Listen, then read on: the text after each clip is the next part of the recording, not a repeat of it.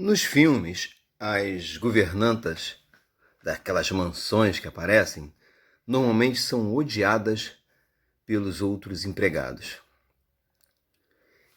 Normalmente eles acreditam que ela, a governanta, é a toda-poderosa. Esquecem que, na verdade, ela cumpre ordens. A governanta governa. A governanta não tem o poder. Governo e poder não são a mesma coisa. Tem um grau de poder, mas não é a mesma coisa. Quem são os verdadeiros poderosos? Normalmente a gente acredita que os representantes do Estado, do poder legislativo, executivo e judiciário, são os poderosos. Então seriam poderosos os deputados, os senadores, os vereadores do poder legislativo.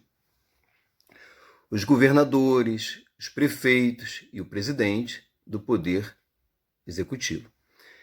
E os juízes do poder judiciário. Diz, inclusive, que nós somos os responsáveis pelo poder deles, porque nós os elegemos, menos o judiciário. No Brasil, a gente não vota para juiz. Mas somos mesmo os responsáveis pelo poder ou por esse grupo que administra o Estado, que faz o Estado acontecer, e que disseram para a gente que é o poder? O Estado parece uma coisa que paira por cima das pessoas, que está acima de todos nós e que é representado pelos governantes. Mas não é tão simples assim, certo? Sabemos nós que o verdadeiro poder não está na mão dessas pessoas. Elas têm, como eu falei, um grau de poder. Elas criam leis, por exemplo. Mas quem as elegeu? Fomos nós. Mas quem patrocinou, financiou a campanha para que eles fossem eleitos? Normalmente, quem tem condições econômicas para fazer isso são as grandes empresas e os donos dela. Por isso, a luta necessária para que empresas não possam financiar campanhas. E que o financiamento individual que cada um poderia dar tem que ser pequeno. Que você pega um grande empresário, ele oferece muito dinheiro se ele quiser. E às vezes ainda abate do imposto de renda, dependendo da legislação. Então veja bem, a gente coloca um representante porque a gente vota. Porém, para a gente conhecê-lo, para ele fazer campanha, para ele aparecer, há por detrás o dinheiro. Isso torna a democracia, que deveria ser poder do cidadão, uma plutocracia, poder do dinheiro, do metal. A divisão dos poderes ela foi pensada pelos iluministas, em particular Montesquieu, para pensar que o poder não poderia estar todo na mão de uma pessoa só, de um rei absolutista, para que ninguém dissesse o Estado sou eu e mandasse no país inteiro. Porém, os iluministas se iludiram com a ideia de que o Estado é o poder. Como se o Estado não representasse nada, alguém, um grupo de pessoas. Acreditaram na ideia de que eu voto no Estado, o Estado está acima de todos, então eu votei no poder. Há uns anos atrás, um artigo do Frei Beto, no jornal O Dia, dizia que numa eleição você escolhe o governante. Pode até mudar o governante, mas você não muda o poder. Para mudar o poder é necessário outras coisas. E foi assim que aconteceu na Revolução Francesa. Foi uma luta social para modificar a sociedade, não apenas fazer um X. Sem contar que nas primeiras eleições, até recentemente, não se votava todo mundo. Nem todo mundo era cidadão. Como hoje, nem todo mundo é cidadão, porque criança não vota. Então, portanto, não é cidadão. E nem não acho que tem que ser, mas vamos lá. Só que no passado, tratava-se mulheres como se fossem crianças, que elas também não podiam votar. Até quando permitiram na Constituição, uma das constituições daqui do Brasil, permitiu que a mulher votasse, mas ela tinha que ser ou solteira ou viúva, porque se ela fosse casada, dependia do marido permitir ou não. O patriarcalismo estava ali, impondo isso. Além disso, também não era considerado cidadão de fato os pobres, porque pobre não poderia votar, muito menos ser eleito.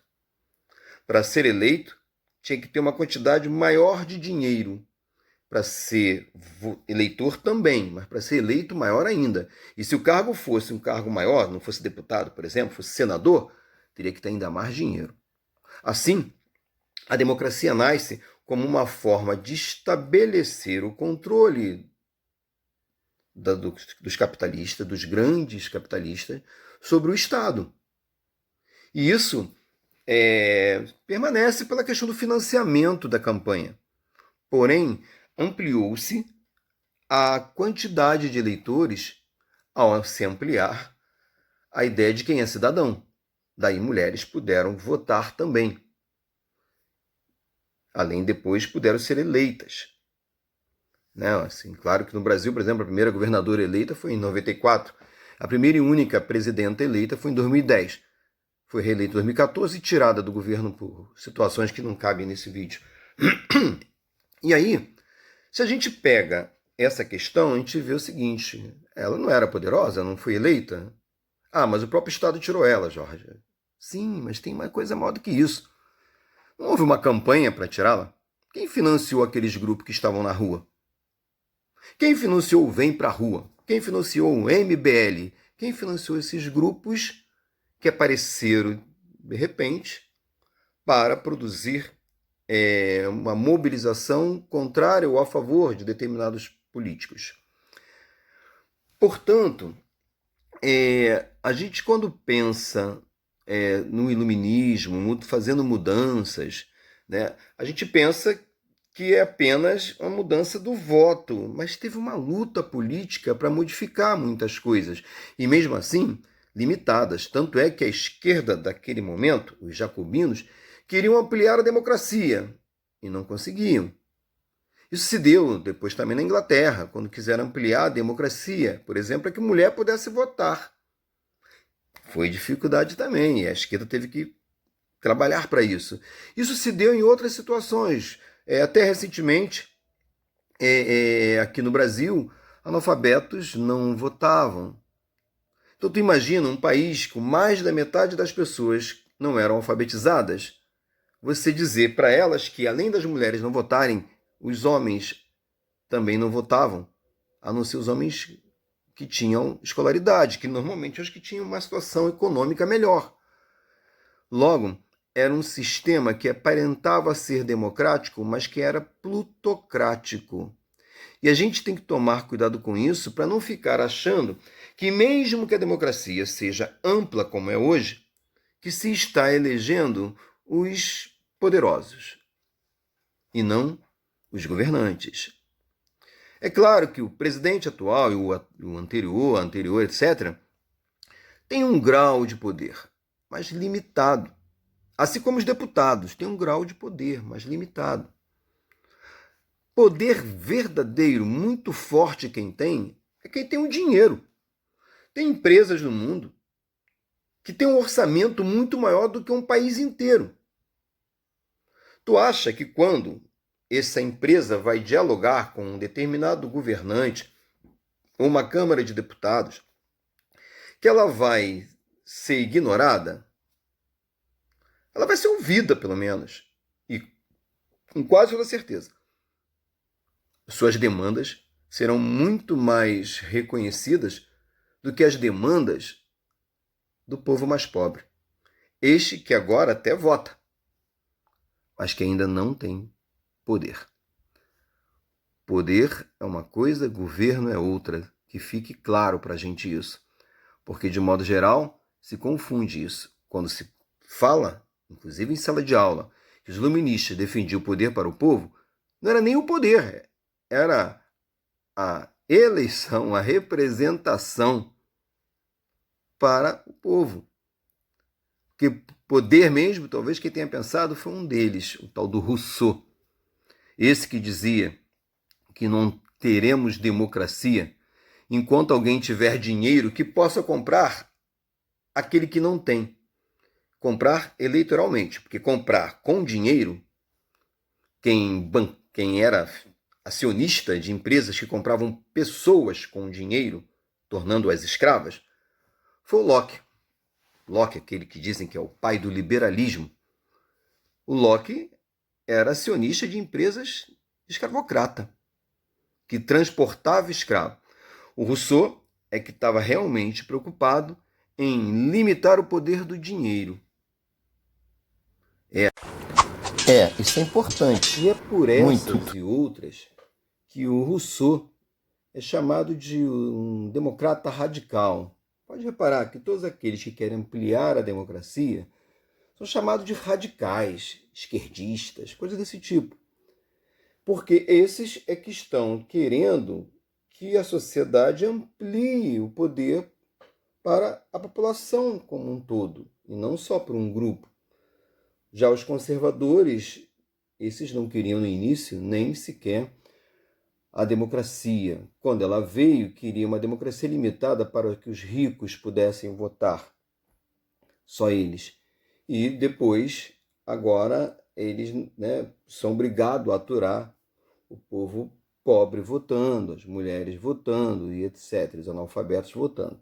Porém, aí vem a questão do financiamento. E, novamente, batendo nessa tecla, os financiadores que determinam quem vai estar nos representando no Estado através do nosso voto, mas condicionando, por exemplo, a propaganda, a quantidade de propaganda, o que vai chegar até nós. Então, eles têm muito mais poder sobre isso. Termino por aqui, lembrando para todo mundo que a democracia é importante. Ela foi uma conquista humana, porém ela ainda é limitada. E é necessário lutar para ampliar essa democracia, principalmente para que a população com mais dificuldade seja realmente representada e, quem sabe, um dia se torne realmente o poder de uma sociedade. Por enquanto, o poder está na mão dos empresários, dos grandes capitalistas, e a representação está na mão de um grupo economicamente poderoso. E não é à toa que o nosso Congresso faz essas votações tirando direitos justamente dos trabalhadores com as suas reformas, como a reforma da Previdência, a reforma trabalhista. E isto foram conquistas dos trabalhadores na luta. Foi difícil. Não foi presente. Não foi presente de Getúlio Vargas. Não foi presente de Lula. Não foi presente de ninguém. Foi conquistas duras dos trabalhadores. E que o Congresso andou tirando essas conquistas recentemente, desde o Temer para cá.